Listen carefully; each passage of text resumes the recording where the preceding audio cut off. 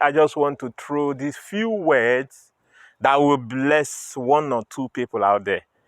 I come across what stress is doing in our life, and I think I have to contribute. Stress is killing us, even the real one and unreal ones.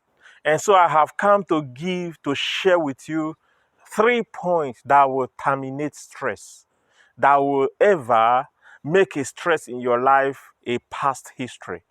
Stress will never disappear, but they will always come. I'll be frank with you. But the only way out is to channel them as they suppose. It's just like when we say there will always be rainfall. But if you don't channel the rain, that means the flood, very well, they will destroy the city. And so it can become a flood and be very dangerous to the society. The same way stress has become a pandemic, it is destructive. And the only way out is what I'm going to share now. First is to name that stress, give them name. When you name them, call them by their name, and then group them. Some of the things we call stress are just under wants. Because if you group them, you will now be able to know, are they under wants or needs? Because if they are under wants and you group them under the needs, you will have stress. And not that we don't have needs. Our needs, the basic needs of every human is very few. Our basic needs are not much. We can meet up. The needs, those things under needs.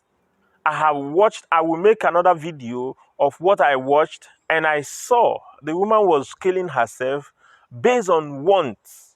And sometimes when the want comes up and needs comes up, if you don't sit down and sort them and group them, you will mix them together, it will form a big mountain, and it's very bad. Second is to time them. When is this one due? And when is this one due? If this one has maybe 1 year to be very bad, if you don't meet up, and then you put it 1 year, time them. Kids matter of maybe still in the next 10 years or 5 years or 3 years later, and then you bring it so close to yourself, and you are mixing it with the issue of tomorrow. That is destructive. If you can group them, one, if you can time them and place the time or when it is bad, if you don't meet up, it will help your mind. The other one is to plan with your resources. Planning with your resources. It is as simple as ABC, but we don't know how to do it. If you have a certain amount and you are planning beyond your capacity, that is destructive. For instance, there's one issue to handle in my family, and I just told my wife, look, I don't have this money, and what I will do is to plan with what I have. And that is what we did.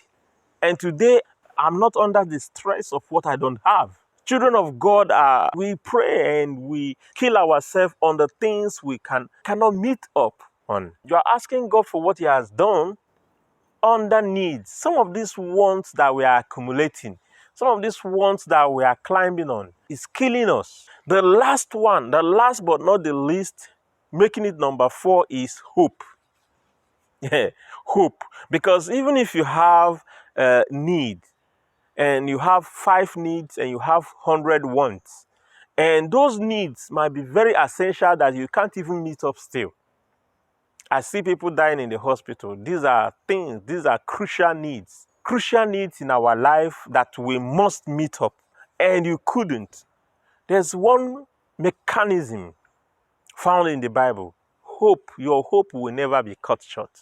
Hope is, I will reserve this topic for another video. I will deal with issue of hope. there is one thing we don't know about hope. Hope is something that if it's alive, it's like a green tree. If it's alive in you, you will always be alive. People with hope fear them. They are too strong. Storms cannot harm them because their hope is too strong. But the problem is, where is your hope? Where is it plugged? Is your hope plugged on someone? If your hope is plugged in God, if your hope is plugged in the right place, there is the last point. And I hope this video will make sense to you, to me, and every one of us. We will have a stress on our own hands and control them. And the stress will not be the one controlling us. And I repeat, I remain your beloved Ekene. So see you in my next video. Remain blessed.